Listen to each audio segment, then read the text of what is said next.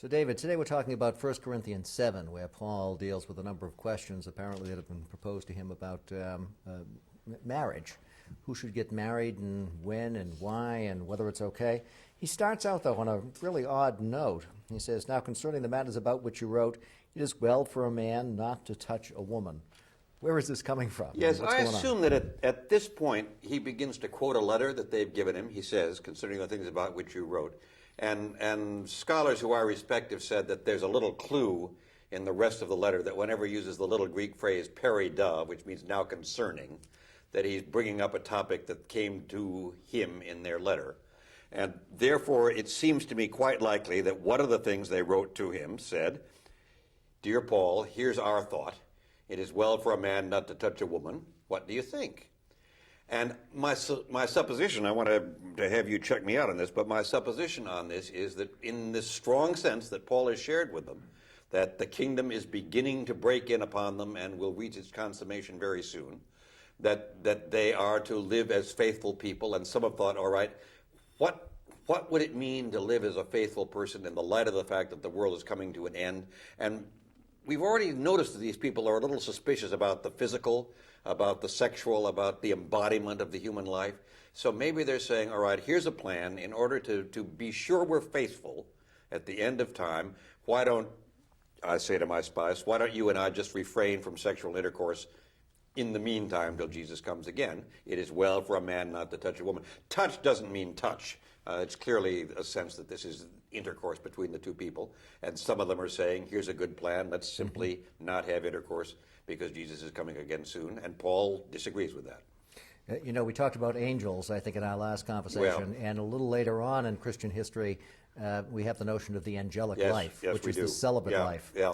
And there may be hints of that going on already here in the first century, some sort of... Well, in Jesus' own word, that angels neither marry nor are given in marriage. That's right. And if these are people who in chapter 13 are speaking in angelic tongues, maybe they're trying to lead angelic sexual lives as well, which is simply to refrain from marriage with each other. So this would all fit with this notion of spirituality that seems to be... A deep spirituality that forgets how embodied we still all are and need to be, how embodied we appropriately are. Mm-hmm. It may be something coming out of the Greek and Roman heritage of this congregation that has a deep suspicion of the body, at least in some of its strands. That the soul, in some of its strains, the way that we protect the soul is simply not to get engaged with the impediments of the body like sex. Mm-hmm, mm-hmm. And Paul's smart about this, I think. I have never used this at a wedding ceremony because I think on the whole his understanding of marriage is a little anti-romantic or pre-romantic or non-romantic. But there's some wisdom in all this. Partly he has an extraordinarily practical word, which is the danger of that is if my spouse and I say we're not going to have sex with each other, then the temptation will be for one of us loosening up on our marriage vows to have sex with somebody else. Especially if all things are lawful. Especially if all things are lawful. This could be perfect permission for me to say, all right, dear, in relationship to you I'm being extraordinarily chaste, but then there's the rest of the world out there. Not good for marital relations in that day any more than for this one. But there's also a deeper thing all the way through, which is his strong sense that given the fact that Christ is coming again and that we live at the dawning of a new age, that all things considered, and the all things considered is very important, it is best for people to remain as they are, which is to say widowers should stay unmarried if they can. Widows should stay unmarried if they can. We'll come back to the odd word about virgins and who they're supposed to be. Married people should continue in their marriage for the most part. We'll come back to that as well.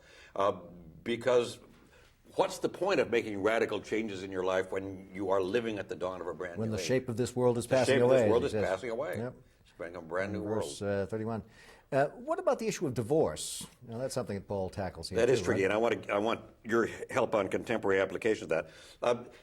The two interesting things about that. One is this is one of the few places where he goes back to the words of Jesus, where he seems to know the tradition that we get in Mark and Matthew, at least, about the fact that divorced people are not supposed to remarry within the light of the Christian church, and he holds that up as the word of the Lord.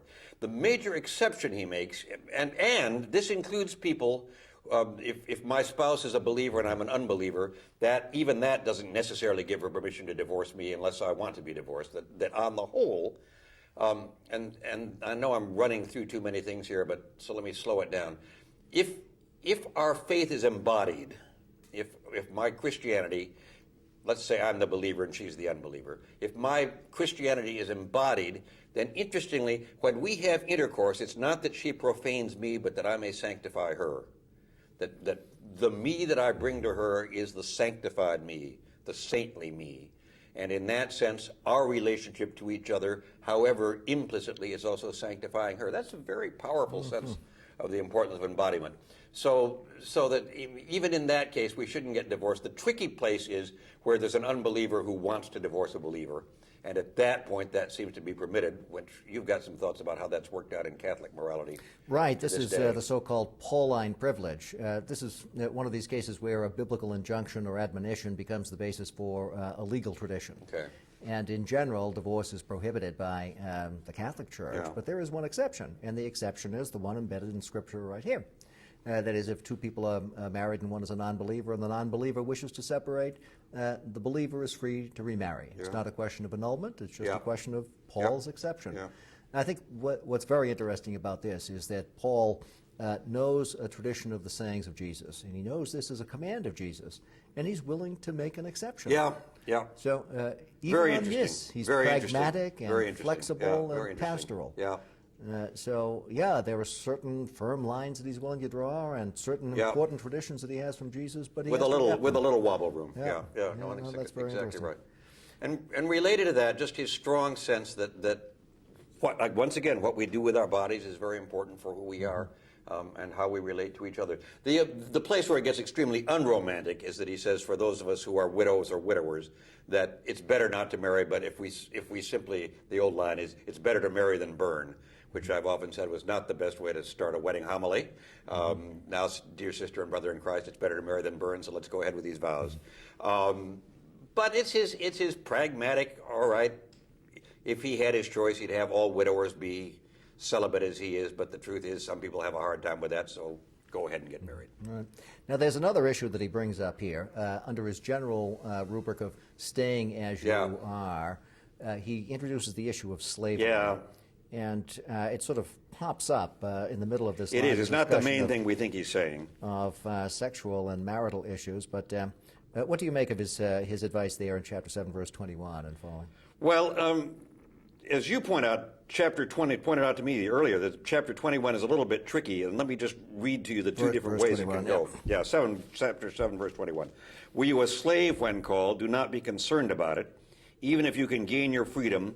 And then one translation says, make use of your present condition now more than ever, which makes it sound like I'm your slave, you offer me freedom, and I say, no, I'm going to make use of my present condition now more than ever, which means I'll stick around, you be master, I'll be slave, and I'll probably try to win you to Christ by my slave-like docility. Right. That, by the way, would be in conformity with the general advice he's giving here. Very much. Stay as you are. Stay as you are. And it would also, interestingly enough, mirror what goes on in Greco-Roman philosophy, where slavery was viewed as indifferent to the true spiritual interior self. And very much founds the kind of stuff we find in 1 Peter and some later Christian writing, where the assumption always is, slaves, be obedient to your masters. Don't stir it up. Don't mess it up. The alternative translation of exactly the same words would be this: were you a slave when called? Do not be concerned about it. Even if you can gain your freedom, avail yourself now more than ever, which makes it sound like, all right, if in this exceptional case the presumably believing owner wants to set you free, then go for it. This is very tricky because one of the things I always remember is Howard Thurman, who was a great African-American religious thinker of the middle of the 20th century, writing about his grandmother when teaching him the Bible when he was growing up, and she loved to read him the Gospels, and she told him never to read Paul, because Paul was the one who told all those masters that they should own their slaves and the slaves shouldn't rebel, and that's what had been so much trouble for her people for all those years. So he could love the Bible and he could love Jesus, but he couldn't love Paul.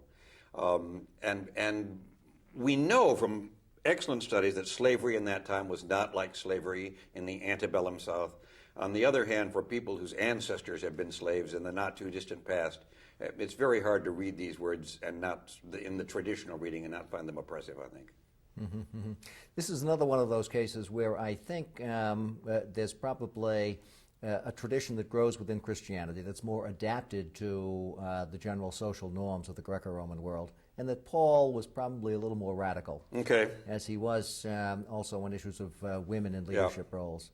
And my hunch is that that alternative reading that you've given us, avail yourself of the opportunity, is what he actually You do? said. Interesting. Yeah. Okay.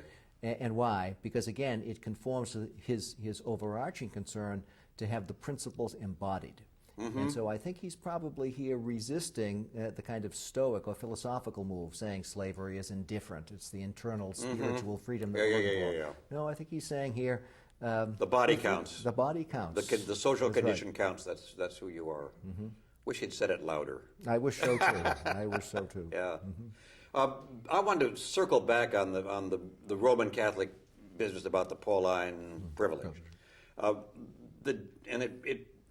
It's part of what we were talking about on sexual ethics before. In the Protestant church, the difference I've seen in my years, which are now many, is that when I was a boy growing up in the Protestant parish with a Protestant preacher father, very much a mainline church, if a Presbyterian or an Episcopal or an American Baptist or a UCC pastor divorced, that was it.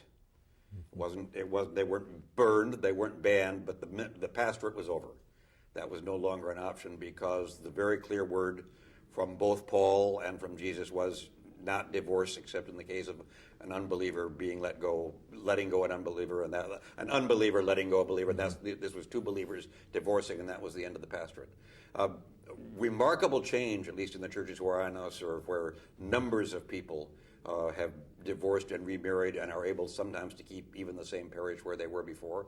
And along with that, much more freedom for lay people not to get deeply concerned with that. And I don't know any mainline Protestant pastor who as a rule, there are exceptions, who as a rule will never remarry divorced people. I don't know anybody who does that, and that's over the last 40 years or so.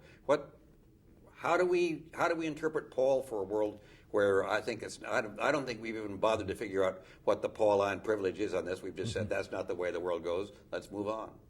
Well, I think the one inspiration I could take from Paul is what he does with the command of Jesus. Okay. That there are teachings from which we can learn, that we have to adapt. Yeah, we have to be able to apply them. Yeah, that's very powerful. So that what I've used in here is the distinction he makes between a word from the Lord and his own opinions of a faithful person, and that he's willing to start with the word from the Lord and then also say, nonetheless, as a faithful person. It's not necessarily the final word. It's not necessarily the final word. Flipping it around, I would say, and I say this as one who has frequently presided at the marriage ceremonies of people who have been divorced, and the Christian right drives me bonkers in a whole number of ways. I do think that the shift from I now take you to be my spouse as long as we both shall live to I take you to be my spouse as long as we both feel like it is not necessarily good news for embodied Christianity. That part of what we see in embodied Christianity is this sense that fidelity does matter, and that fidelity matters for the long term even when it's hard. I think Paul would agree with that. I think Paul would agree with that.